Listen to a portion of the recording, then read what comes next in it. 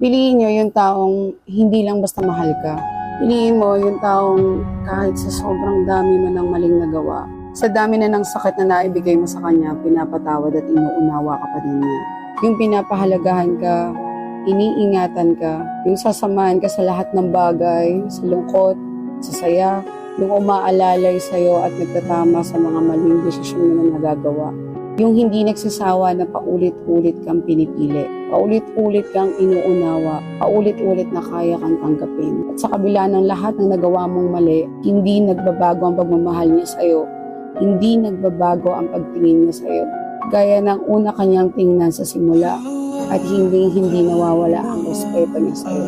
Kung nasa iyo na yan, pahalagahan mo, alalahanin mo, lahat may hangganan.